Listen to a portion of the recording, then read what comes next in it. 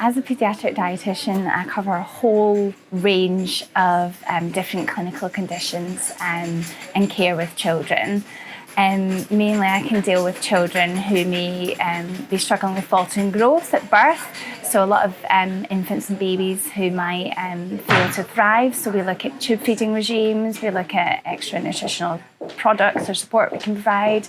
We also look at children with diabetes, we look at children who may have food allergies or intolerances, and again other clinical conditions like celiac disease. Conditions where children may have extra nutritional needs or may struggle with oral eating, so may require enteral feeds. And we also deal with a lot of children who have either weight management issues or restrictive eating and sort of that fussy eating element of things. So quite a broad spectrum and wide range of patients. Wow, it is. And we'd work with you closely with the weight management side of things, but you've got a really varied. How do people get referred, or how do you care for them? How does it work? So generally speaking, how we accept referrals is it generally comes from either local GPs, if any parents or children would need referring for particular medical conditions, their GP will complete a referral and that'll go to the department and we can book them into any local community clinics, or they can be seen at the hospital. They can also be referred by specialist paediatricians. Again, health visitors can also make referrals as well to the dietitian. So at the moment that's our sort of means of accepting referrals, and we will see them, like I said, in the hospital setting as well as in the community. So we work quite closely with you with regards to weight management. So we'll support families, provide lifestyle and weight management support. But we do come across a few sort of parental concerns or problems with these children. And one of them I find is children that are quite fussy about what they're eating. So they might not eat parts of a food group or a whole food group, and I suppose it's just identifying that for parents to be able to recognise when they need to get extra support. Would you be able to just talk a little bit about sort of fussy eating and give us a little bit of a guide? Of course, yeah. So obviously fussy eating is quite broad spectrum. Again, it can affect a lot of different children for different reasons. Toddlers and young children around the age of 2 and 3, it's normal for children to be fussy. It's a means of actually, from a physiology perspective, a lot of children that young, it's a means of them sort of identifying if things are safe or not to have. But again, it can be linked in with behaviour, sort of trying the power struggle of knowing who and what can have things. So that's usually around the sort of toddler age. But most children will pass out of that fussy sort of eating stage. But if that continues, if children are a bit older, again, it can, like you said, affect a lot of children's potential health risks for vitamin deficiencies. Again, it will also affect potentials for weight. Children might be struggling to gain weight, or again, they might be gaining too much weight because a lot of the food choices they might focus on are a lot of the sort of higher fat, higher carbohydrate type choices. When fussy eating can become a little bit more serious and a little bit more of a problem is if children are having sort of less than 15 foods a day and, like you said, missing out more than one food group. That's when they might need to get extra dietetic input, where we'll have to look at a thorough diet history and analysis to see if there's any particular vitamin and mineral deficiencies. There is a lot of strategies parents can do to help children that may be particularly fussy, because it can just be a phase, like I said. There's different approaches that parents have, and there's a couple of kind of top tips that I always sort of advise for parents. So number one is try to not put too much pressure on a child. A lot of children will pick up with parental anxiety if they're sort of showing anxiety or becoming quite frustrated at the child for saying not you eating, must saying you eat must this. eat, Yes, you must yeah. have this. Yeah, or not leaving the table until they've completed. Yes, That's it. That can cause a lot of stress on the child, and actually that's not necessarily going to help that child to eat more of that particular food or eat more in terms of that plate. I always say to stick to meal times being roughly about 30 minutes.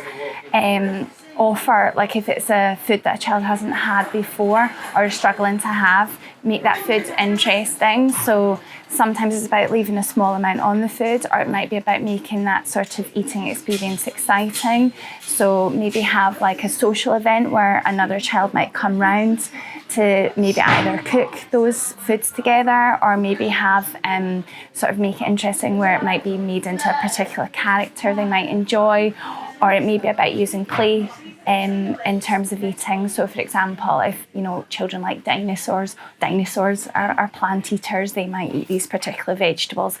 Sometimes it's going out of the box and looking at strategies to maybe support that child to be able to eat those things, particularly the fruit and vegetables, because that's a big area where a lot of children do struggle. And we find sometimes that children will eat very early on the fruit and veg, but like you said, they go through a stage where they might be exhibiting some control, and it becomes a bit of a battle with the parents, and like you said, not to become anxious, because children will always probably want to win that battle, and then they'll put their own health kind of at risk to get more about the battle rather than the meal, and just to recap, make it more exciting and getting involved in cooking and maybe shopping. And we use for older children, Change for Life app. We look at the foods and are they healthy and things. And what about children that wouldn't actually, don't want to?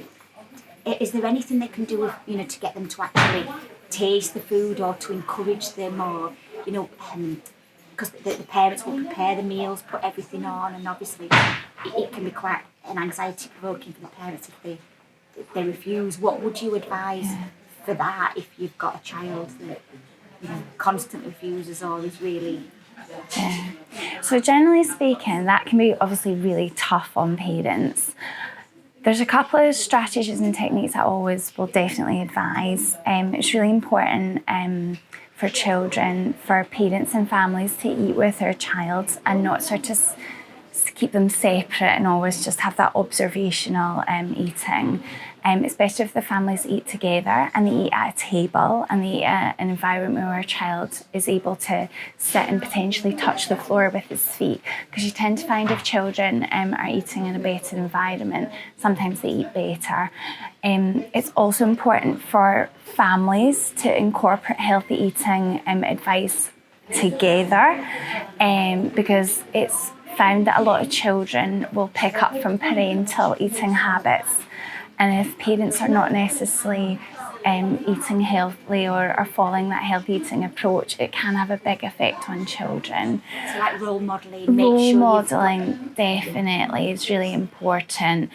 I mean, if children are constantly, it can take up to 9 exposures for a child to really accept a food. So a lot of people don't realise that. A lot of them, they try once or twice and then the food's removed and never really trialled again.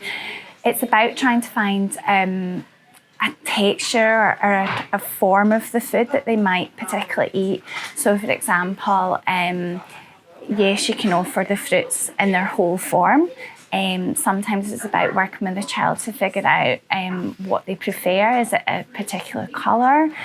Keep it exciting, like I said. Sometimes it's about having it in, for example, maybe a ice lolly. Yeah. So sometimes it's a good idea at the starting blocks if children are really struggling with fruit and vegetables to maybe have it in a more acceptable form. So for example, blending up fruit and vegetables into sort of ice lollies, adding them into things like jellies or yogurt or cereal. You could mash them in potatoes. Again, mashing it into potatoes. Yeah, carrot and swede or carrot and potatoes, quite a good sort of mix.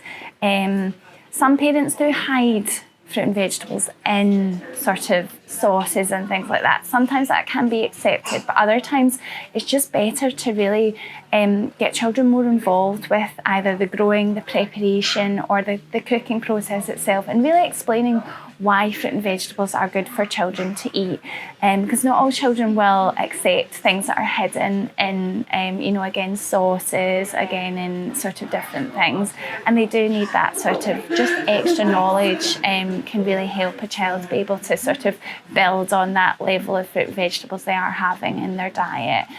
Persevere, like you said, just keep trying, don't just do it once and then you keep going and keep encouraging and get the children to feel it, touch it. Definitely. Yeah. Sometimes it's a good experiment as well, because children don't always eat mindfully. So what that means is they'll just sort of either be watching iPads or sat in front of television and just sort of shoveling it in. They don't always necessarily appreciate what they're eating, how it tastes, how it feels.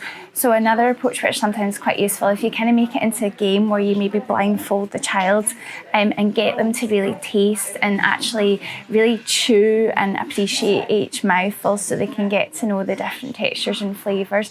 That's just sometimes an idea I give to parents which may be helpful.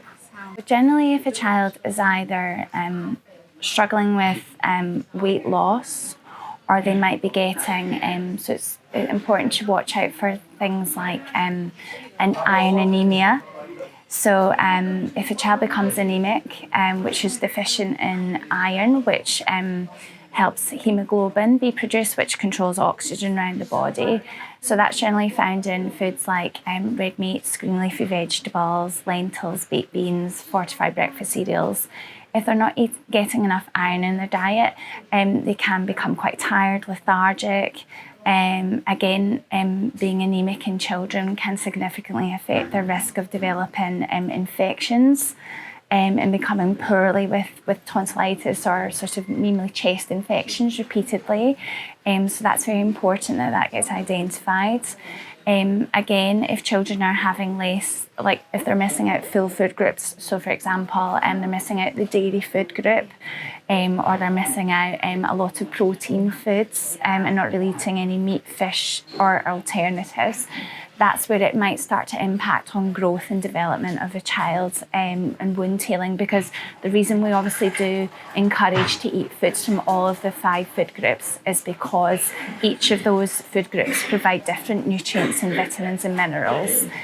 So if there is any concerns where a child's eating or missing out full food groups, or they're really struggling with repeated illness and infections, I think it would be really important for that child to be assessed by a medical professional to maybe assess bloods or consider does further initial nutritional analysis and extra support be required. And I think, is there anything, with regards to supplements, is there any, because a lot of children don't have fruit and vegetables, but they'll have the other food groups, so they'll be missing out some nutrients from there. Is there anything that parents can do themselves with regards to a supplement if they think, they're having the dairy, they're having the protein, but they're not having as many green, colourful vegetables? Yeah. So there is quite a lot of over-the-counter vitamins and minerals that you can give children. I will always recommend for all children to take a vitamin D supplement, because a lot of children don't meet their vitamin D requirements, so it's 10 micrograms a day. So that's one I always tend to advise and recommend for all children, because it can have significant effects on bone and joint pains and health. It can also affect your height and how tall you are. It can affect your growth, and it can sometimes have effects on your weight. There's some studies that have shown if you're deficient in vitamin D, it can make it quite difficult to lose weight, so that's always really important. If children are very restricted, there is over-the-counter vitamins that they can use. It's very important to be mindful that when it says a multivitamin, it doesn't necessarily mean it's a multivitamin. A lot of the general chews you buy over the counter tend to just include vitamin A, C and D. So it would be best really if you wanted more of an overall vitamin that might have additional iron or calcium, to liaise either with a health professional or the pharmacist just to get that extra support and know what's appropriate. Obviously vitamins can be taken and they are recommended and they are very helpful, but it doesn't necessarily replace the fruit and vegetable side of things, and it's always important to really remind and encourage parents of that, particularly because vitamin and mineral supplements don't provide the extra fibre which is needed for like helping control digestion, constipation, keeping children full for longer. There's lots of benefits of eating the fruit as a whole as well, or the vegetable as a whole, so it's just important to sort of, if we are making recommendations on vitamins and minerals, they are sort of getting the right advice from the right professionals. And we'd always recommend speaking to pharmacists or yourselves or GP. Some I find working with some families that if they're not having fruit and vegetables, they'll sometimes compensate with sort of what we class as beige food. So they will put more rice, more pasta, more bread into the diet. So I suppose it's and that's where we would get involved, because children have gained weight. Yeah. And then you can work with a family, assess the diet. They don't have as many fruit and vegetables, but they'll have a lot of starchy carbohydrates, because the children, and then the children become hungrier, and we're in a cycle of where they're wanting and craving the sweet things. Yeah, definitely. And that is quite common, and like I always say to the parents of families that I see, it's not best practice to obviously give extra carbohydrates to replace those other nutrients, because again, they're not going to provide that balance of, say for example, proteins or vitamins and minerals. Again, it will potentially have a big effect on their overall calorie intake. A lot of parents don't realise that children don't always need snacks in between their meals. They tend to need 3 meals a day. Or if they're having 3 meals a day, it's 2 small snacks, generally 100 calories each, which you'll know as well, yeah.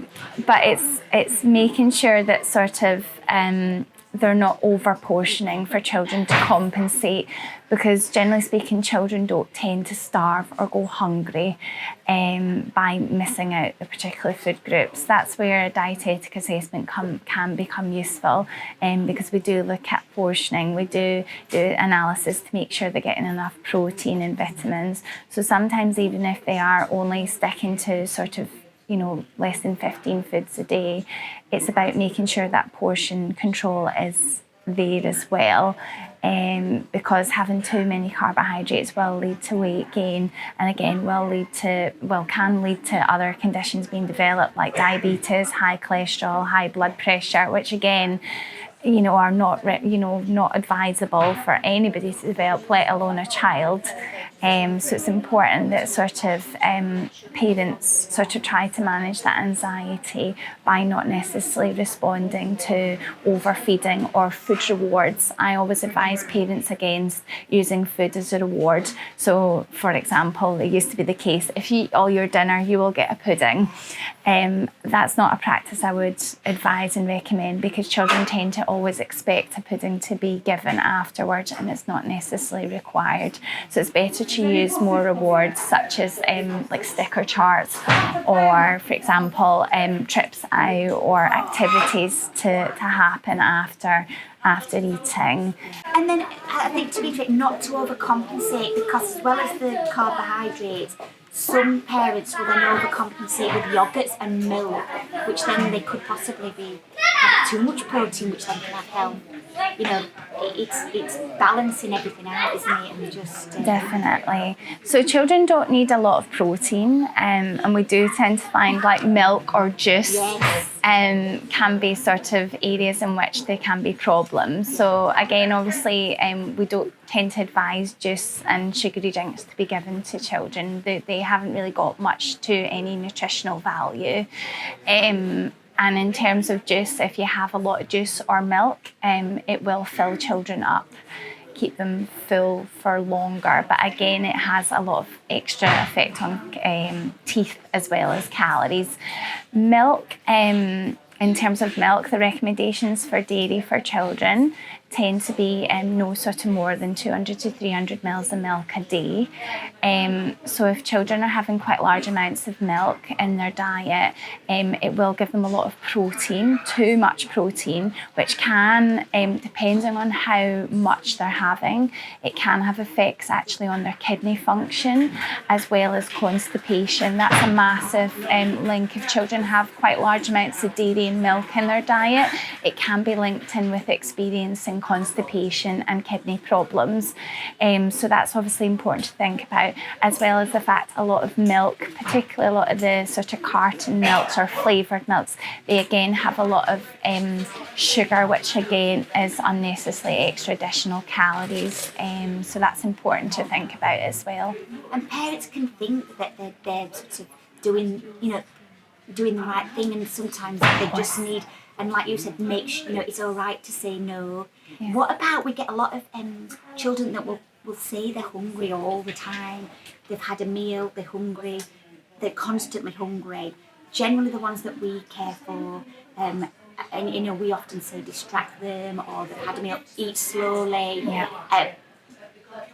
But yeah, is there any other advice? I mean, it's encouraging parents, isn't it, just to have boundaries around eating. That's a big important factor. And obviously, children don't tend to always necessarily understand what they're feeling when they're saying they're hungry. Because if a child's just eaten a meal, and it's an appropriate meal and it's a balanced meal, if they're saying they're hungry afterwards, it tends to not necessarily be hunger as such. And there's a few things I always advise parents to check before they give them any additional snacks and things.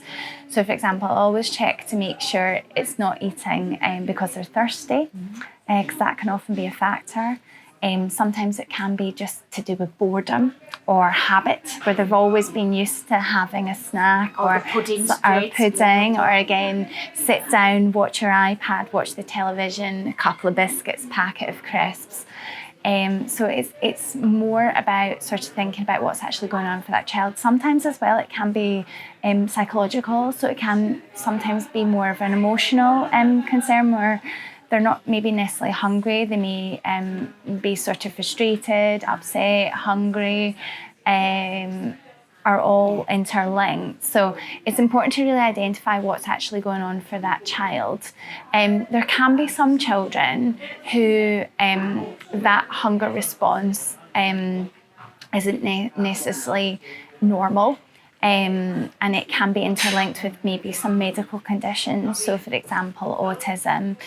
Some children, very few percentage, but some children may have a condition called Prader-Willi syndrome, which is where they do struggle to have any form of control over their sort of release of serotonin, which helps to control the appetite sensors in the body. So if we do, there's a couple of sort of other symptoms to look out for with those conditions, and usually a dietitian or the sort of doctor would identify them, and there's particular tests that would be done to help control that. But under those particular conditions as well, the sort of main important factor is parental boundaries and control over what is actually given. Sometimes useful as well, like I said, to plan activities outside of eating to keep a child sort of motivated and sort of not thinking about hunger, because cravings can come in waves, generally 10 to 15 minutes. They'll come and pass. So it might not necessarily be a child is hungry. It could just be like that trigger. So it's about looking at those sort of factors that I've sort of identified before, try them out. And if the child is still hungry, try your best to offer a healthy snack, something that's less than 100 calories. So for example, a low calorie yogurt, some fruit, carrot sticks, that sort of things.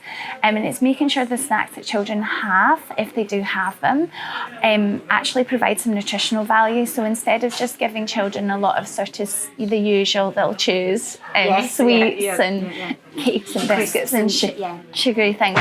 It would be better if children maybe particularly chose healthier things like banana on toast, baked beans on toast. I often say that you can actually what appears more, can't you, when it's less than 100 fruit, calories. fruit and yogurt, these things are going to keep a child fuller for longer, and they're going to satisfy them and provide better nutritional value. So it's just important to really think about what's going on, because like I said, a child's health is so important, because what's laid down at this stage in life will potentially have a bigger impact on them later on in life. So if we can implement healthy routines, healthy eating practices in younger children, it's basically better for them in the longer term life, and better for the parents in the long term in terms of what they have to sort of support their child with. And it really starts right back as soon as they're weaned, doesn't it? Just having boundaries, making food exciting, mealtime routines, getting children used to sort of physical and emotional hunger, and part of education, alongside all the other parts of development, isn't it? The association with food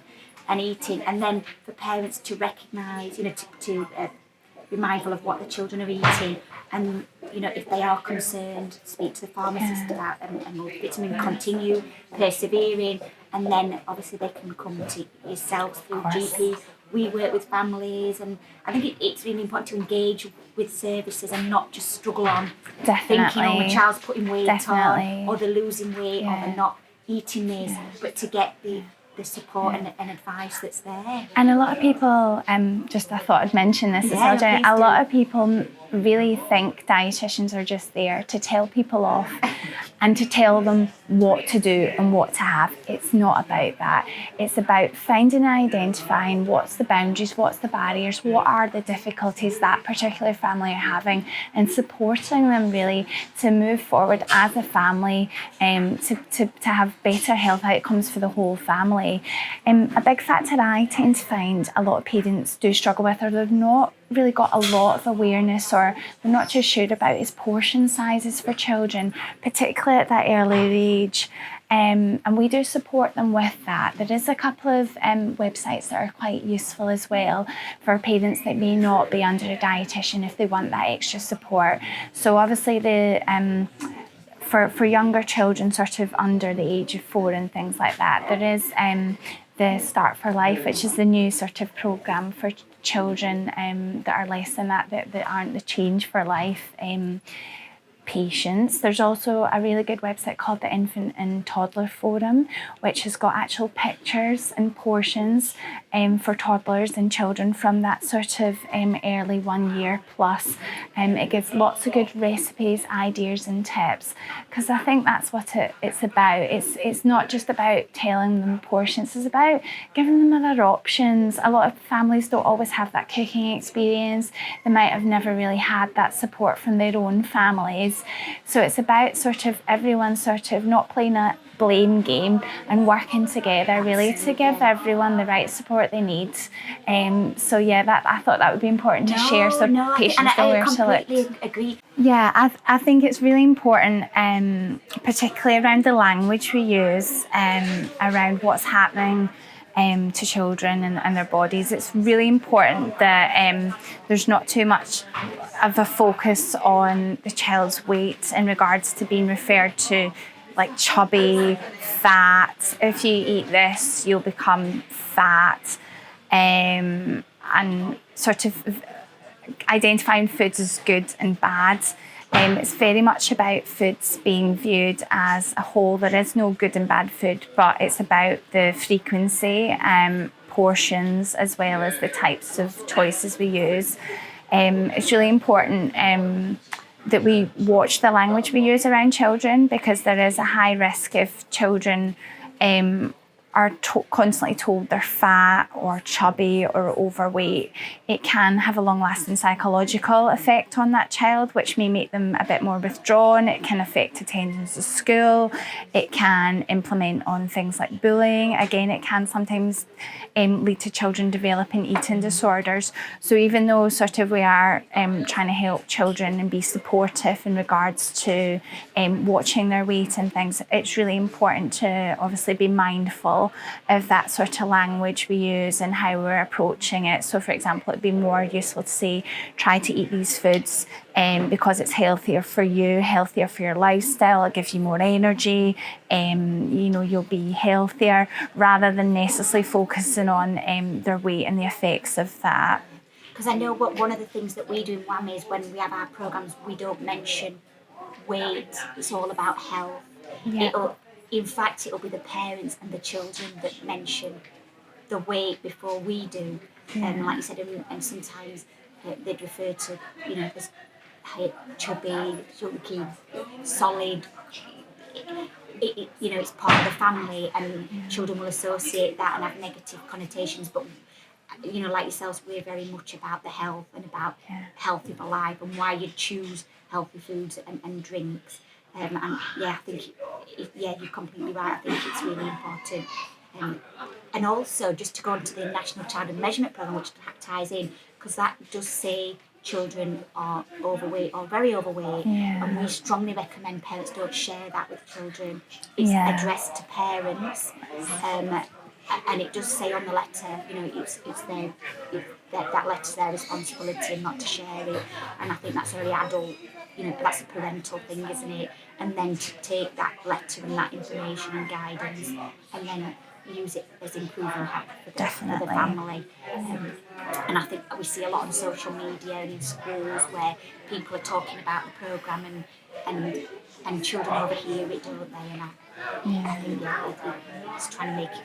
Definitely. It's important for the body confidence, definitely later on in life, because if children just associate themselves and have a blame game on sort of feeling or being fat, it can really affect their confidence, their development, like I said, in all areas, from education all the way to their own sort of self-esteem and how they actually develop as individuals and find personalities of their own. And we can't underestimate that. And then I work, and like yourself, we work with a lot of young people, and it's really emotional eating. They'll eat because they're frustrated, They're upset, they're anxious, they're low moods, and then you're into a different challenge for professionals and parents to deal with that's cool. And another side we can't miss is sort of the activity side of things. Of course. Yes, the diet plays a very important part, and I think they just go hand in hand, don't they? So, we would advise about activity, and as a dietitian, you would advise about activity?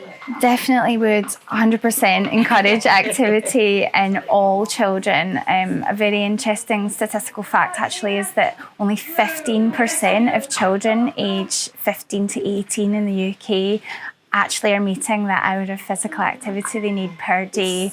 So it is so important to really encourage it and sort of implement it in every day-to-day life. Because it's not necessarily about going to the gym. It can be, going out to play on your bike instead of sitting playing on an iPad or laptop. Again, it's about encouraging sort of that sort of from an early age where activity is important, whether it be basketball, running, tennis. There's so many different walking the dog. Exactly.